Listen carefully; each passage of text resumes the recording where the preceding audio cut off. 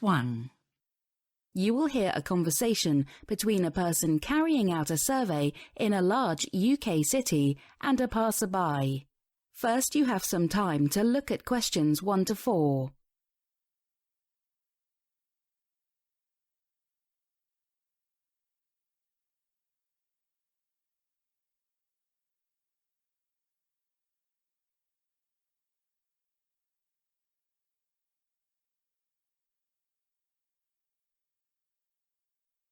And answer questions 1 to 4. Excuse me, are you in a hurry? I wonder if I could have a few minutes of your time? No problem, I'm not in a rush. Okay, good.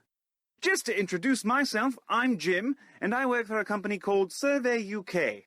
As our name suggests, we carry out surveys all over the country, asking people about their habits and lifestyle choices. Sounds interesting. So, what's the topic for today?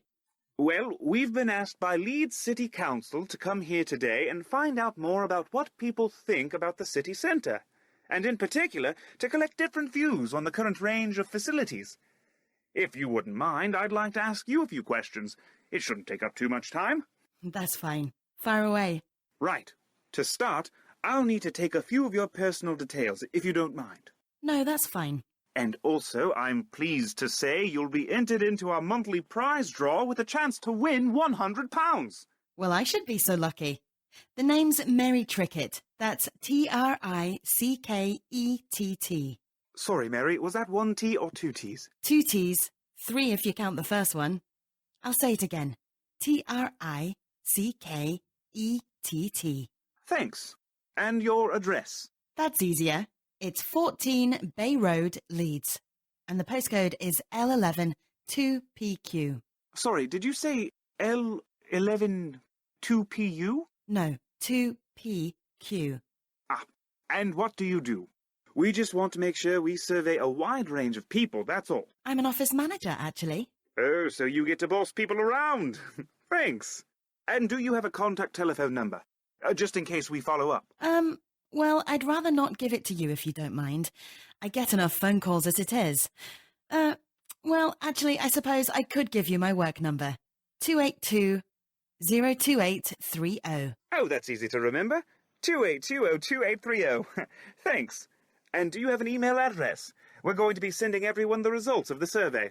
Yeah, it's leedsmary1977@ukmail.com. Great. Thanks. Before you hear the rest of the conversation, you have some time to look at questions 5 to 10.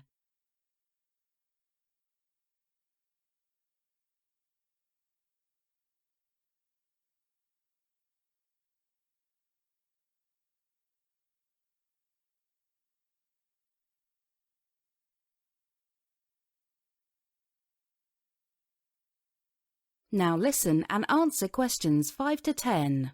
Right. Now that we've got that out of the way, just a few quick questions. Okay, sounds good. So, firstly, how often do you come into the city centre? Well, my company is just across from the main shopping mall, so I'm there every day, more or less. But I suppose in terms of actually doing some serious shopping, then generally only a couple of times a month. I like to invite my gal pals to make a day of it, you know. So, thinking about the city centre, what changes have you noticed recently? Well, quite a few, actually. The council have obviously spent quite a bit in recent years to make it more modern, and I like how they've added some new areas. I especially like that food street with lots of trendy places to eat and coffee bars. That's always full of people. Of course, there's still that link to the old days with the cinema and the big department store. Oh, and I'm also pleased they've got rid of that old amusement arcade as well. Anything else? Yes, well, obviously I'm a mother, so I'm really happy that there's more places for my little one nowadays. The main one that comes into mind is that new day centre for kids that's just opened up. It's great. You can drop your kid off while you go shopping, and there's so much for them to do. Oh, and I love that little garden behind the library as well. I think it's something the council have been working on for a while now, and now it's finished, we finally have the chance to use it. I think it's a lovely place to escape from the hustle and bustle of a busy city. Great. I don't want to take up much more of your time, so just quickly, what problems do you see in the city centre and what should be done about them? That's a good question. Let me see. Well, there are quite a few boy racers who drive really quickly. There are lots of traffic lights, but they don't seem to slow them down, so I think more speed cameras would be more effective. Good suggestion. Anything else? Oh yes, and I usually get the bus to work in the morning, but recently there seems to be fewer of them, so more would be good, especially at around 7 a.m. They seem to have enough running in the evening. Maybe the council could hire more drivers. Well, that's a nice idea. Oh, and one more thing. It would be nice to have a bigger variety of different shops, like there were in the old days. As an example, look around. How many phone shops do you see? Why not have more music shops or something else more interesting? Okay, I've made a note of that. Well, thanks very much for your time and for your feedback today, Mary. That's great stuff. Have a good day, and good luck in the prize draw. Thanks. That is the end of part 1. You now have half a minute to check your answers.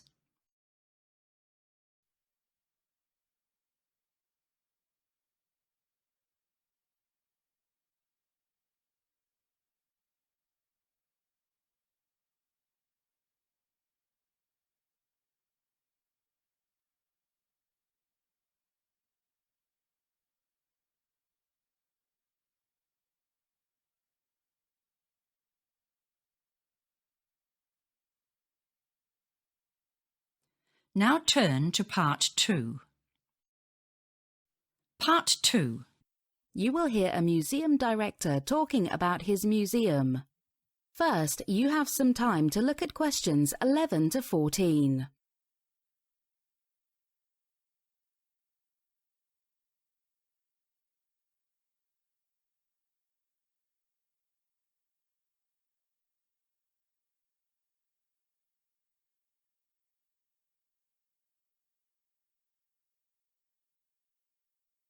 Listen carefully and answer questions 11 to 14. Hello everyone, and thanks for coming on this very exciting day as we launch the UK's first National Museum of Nursing here in London. My name's Mark Fisher and I'm the director of the museum. As most of you all know, this building began life as the Royal Victoria Nursing College. As you might have guessed from the name, it was officially opened during the reign of Queen Victoria in the 19th century.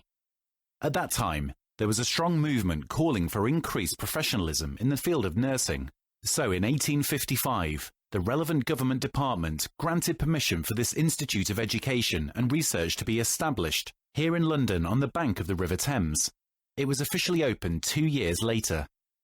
At 7 stories high, it was one of the tallest buildings in London at the time of construction. It contained 85 individual rooms, including 25 classrooms, 4 lecture theatres, and 8 wards for nursing practice. Most of the other rooms were used as offices and for storage space. The construction of the building cost £2 million, around £800 million in today's money, which shows that the development of the nursing profession was a top priority at the time. The golden age for this institute was between the 2 world wars. In the 1920s, it was considered the leading nursing college in the world. Nurses from all over the world came here to study, especially from India, Canada, Australia and New Zealand. The USA and some of our European neighbours like France also sent trainees, but not in the same numbers. However, in the late 1990s, it was felt that upgrading the building to meet the demands of 21st century nursing would cost too much. It was decided instead to build a new state-of-the-art college in the Midlands in Derby. For a time, the survival of this place was in doubt, but in 2012, permission was granted to convert it into a National Museum of Nursing, and that is why we are all here today. Before you hear the rest of the talk, you have some time to look at questions 15 to 20.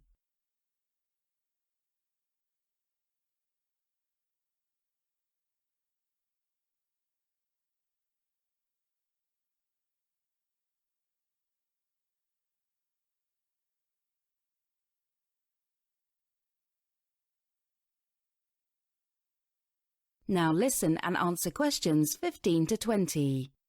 So, that's some information about the history of the building and why it was so important to continue its legacy. Now I'd like to move on to introduce some of our new department managers who will be in charge of the day-to-day running of this museum and explain what their roles will be. First, please welcome Susan Jones, who will be responsible for media relations. Her degree was in marketing, but she has spent most of her career working for some of our most prestigious national newspapers as an arts correspondent. Susan has a deep knowledge of the museum world and will be making sure that our institution maintains a high profile and hopefully draws in the crowds. Next up, where's Vanessa? Oh, there she is. Well, Vanessa Redmond has had a long and colourful career in a number of fields, starting off in sales and eventually going back to university to get a postgraduate degree. As our Director of HR, she will be ensuring that we attract the most dynamic people to work in our museum and contribute to our success. Last but by no means least, I'd like to introduce Gordon Timms. Well, as such a well-known figure in the UK arts world, Gordon really needs no introduction. Having worked in museum maintenance for most of his career, I'm very glad that he has now decided to join us as our exhibitions manager. This will be an important focus for our museum, especially during the initial period as we try to get as many people through the door as possible and spread the word. We already have a number of exciting projects in the pipeline, and Gordon will be telling you more about those in due course. Before I finish today, I'd just like to point you in the direction of our new monthly lecture event. Starting from next month, we will be inviting prominent speakers to give talks on a nursing-related topic, always beginning at 7 p.m. To kick things off, I will be giving a talk on the college's achievements in nursing research dating back to the 19th century. That will be held next month, September the 15th. The following month on the 10th, Mrs. Margaret Hall, who has spent most of her career in Singapore, will be reporting to us on a fascinating year she recently spent in the Indian countryside. And on November the 12th, Mrs. Nigella Smith, who has written a number of well-known books on nursing, will be giving us her views on nursing's future, which is also the topic of her new publication. Do come along. Tickets are free on a first-come, first-served basis. Well, that's all I'd like to say today. As I said, thanks very much for coming today, and I hope you will continue to support the museum in the future. Now, before we finish, does anyone have any questions? That is the end of part 2. You now have half a minute to check your answers.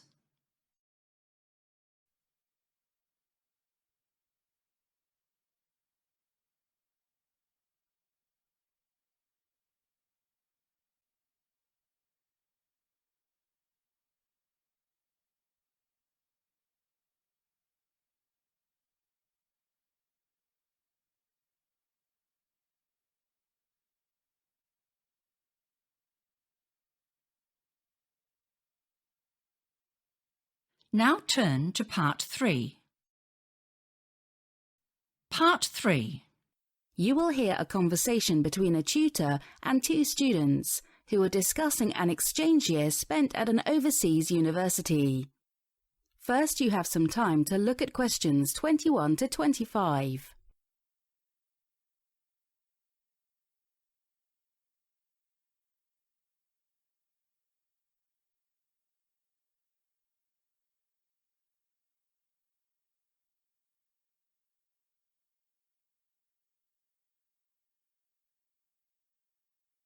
Listen carefully and answer questions 21 to 25. Hi Freya, Tom, thanks for coming today. You both spent the last academic year on exchange programs at overseas universities. Now, at the start of this new semester, I'd like to get some feedback from you to help us to provide more support to our exchange students in the future. Does that sound okay? Sounds fine to me. Me too. By the way, where were you, Tom? I was in Germany. Oh, are you a languages student too? I was in Beijing studying Chinese. Wow, cool. Actually, I was studying management. All my lectures were in English and my father's German, so I felt very much at home. I actually wanted to get started by talking about day-to-day challenges. Seems like you were able to adapt quite smoothly, Freya. How about you, Tom? Did you feel that the university provided enough support? Well, yes and no, really. I mean, I did have a meeting with my course tutor, which was quite useful, and I also remember reading some travel guides and the university's own preparation booklet. However, it was my first time to travel independently to another country, and I don't really think there is any program that can completely prepare someone for having to deal with living in a new country. That's true, and in our booklet it does mention the stages of culture shock, especially coping with the most difficult stage, stage 2, which sets in after 2 or 3 months. Yes, the negotiation stage, isn't it? Well, I'd been studying Chinese for a year before I went over to China, and was considered one of the best students in the class. But suddenly, I was in China, and still using English all the time except in the classroom. It just made me feel really frustrated that my Chinese skills were still pretty limited, and that I was too lazy to improve. Like you say, that period around 3 months was really hard. It just seemed like even the simplest things, like going to the shops, were incredibly difficult.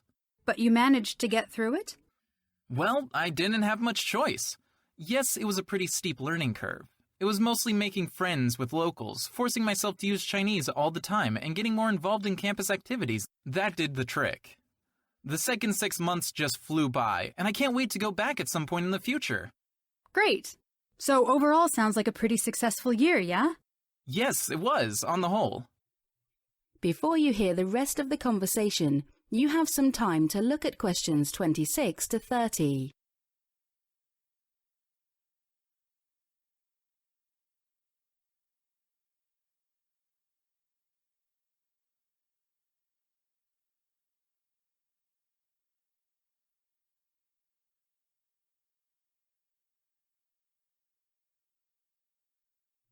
Now listen and answer questions 26 to 30. Okay, let's move on now to discuss in more detail some of the differences in the educational environment. Freya, shall we start with you? What were some of your main impressions? Well, the number of people attending lectures was much greater than I was used to, and the seminars were also quite large, so it was quite difficult to get direct feedback from tutors. And what about the learning process? Was it similar to what you were used to? Pretty much. Like I said, all the classes were in English. I did notice something different when analysing case studies, though. For example, in the UK, it seems generally more a case of trying to find the most practical solution, whereas in Germany, there was much more focus on finding a model or framework to deal with the problem more effectively. That was a real eye-opener, and it's definitely something to keep in mind in the future. So you mean that applying theory to practice is more common in German management training than in the UK? Interesting. Anything else? How about you, Tom? Thinking about the study side of things, was there anything in your experience of studying in China that surprised you or took a bit of getting used to? Well, I suppose the biggest challenge was that the teachers spoke in Chinese the whole time, and all the study materials were in Chinese, so there was no use of English to make things easier from time to time. Wow, sounds tough. And you were able to cope with that? Yes, eventually. Getting to know new people helped a lot as well, and as time went by, we got together more often to do homework and practice together. That really helped a lot, especially as I'm more of a group learner. I can definitely relate to that, Tom. I learnt so much from other students, sometimes even more than from the teachers, just because we were all in the same boat and wanted to get the most out of being there. Great. Before we finish, any other tips for potential exchange students? Well, yes, I'd certainly recommend going to take a look at the place before you start the course, just as a tourist, just to get familiar with the people and the living environment. Yes, I'd go along with that, though not easy when you have to go as far as China. Well, Tom and Freya, thanks again for coming today. The feedback you've given me has been really useful. That is the end of part 3. You now have half a minute to check your answers.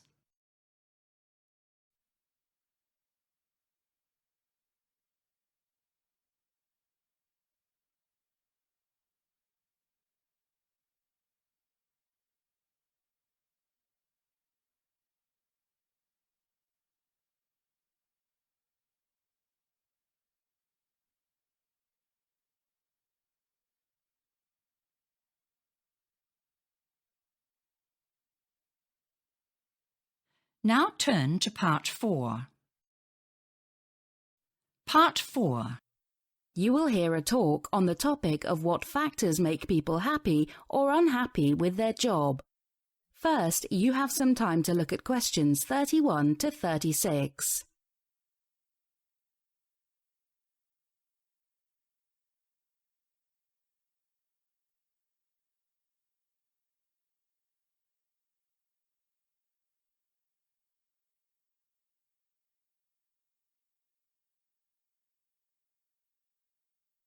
Listen carefully and answer questions 31 to 36. Morning, everyone. This semester, we are focusing on different approaches for understanding how employees can be motivated to perform well at their jobs. Today, we are going to be looking at the theory developed in the 1960s by a German psychologist named Friedrich Herzberg, which has been very influential on management training courses. However, it is not without its drawbacks, as we shall see later.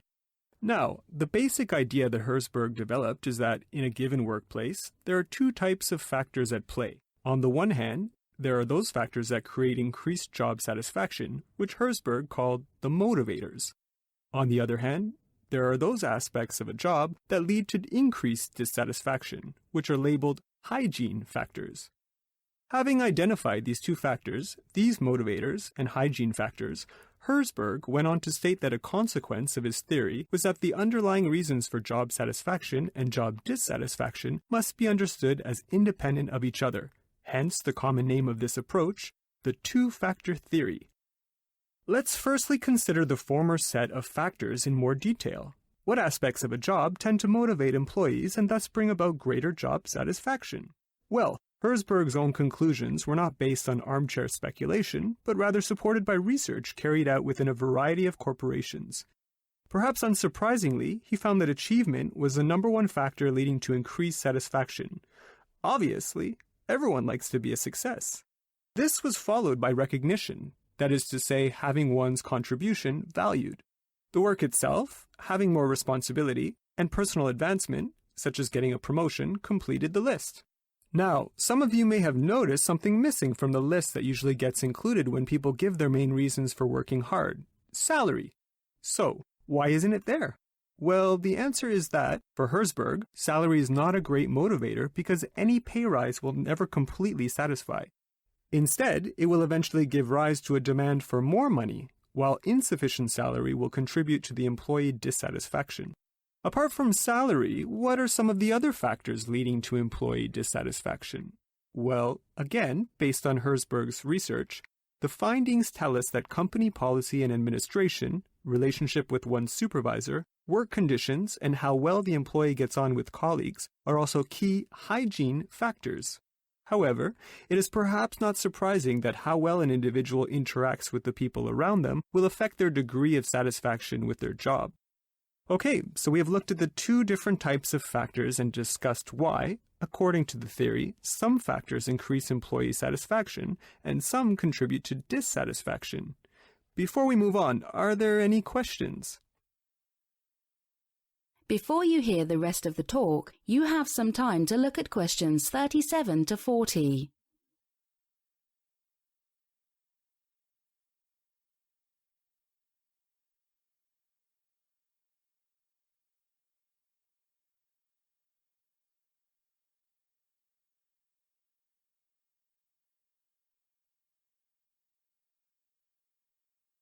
Now listen and answer questions 37 to 40. Thus, according to the two-factor theory, we can find that there are four possible combinations. The ideal situation is high hygiene and high motivation, which means that employees are stimulated by their work and have few complaints. If only it were so easy. The second scenario is high hygiene and low motivation. Employees have no major issues with their work, but are not driven to improve themselves, and their focus is on the level of salary they receive. The third is low hygiene and high motivation. The job is stimulating and challenging, but the salary and working conditions are inadequate, which means that the employees have a lot of complaints. The fourth and worst set of circumstances is where the employees have both low hygiene and low motivation. This means both that the staff are not motivated and also that they have many complaints. Right, so having discussed the distinction between motivators and hygiene factors, what are some of the consequences of the theory?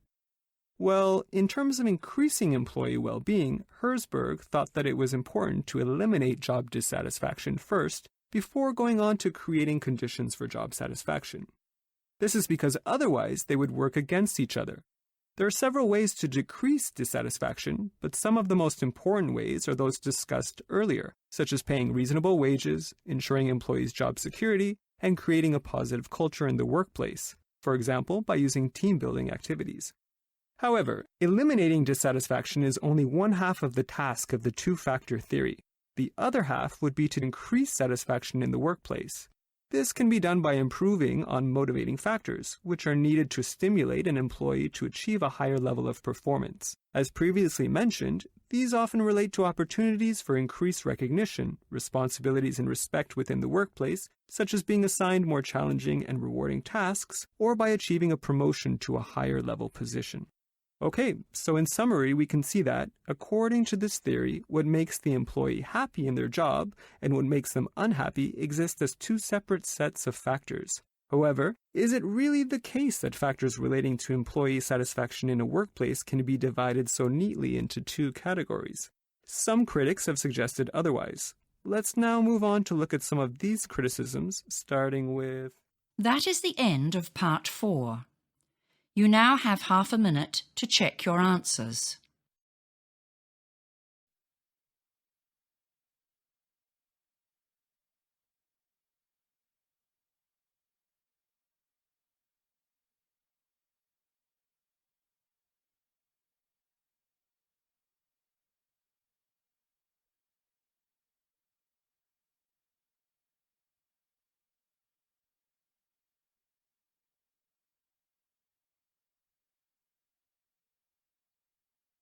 That is the end of the listening test. You now have 10 minutes to transfer your answers.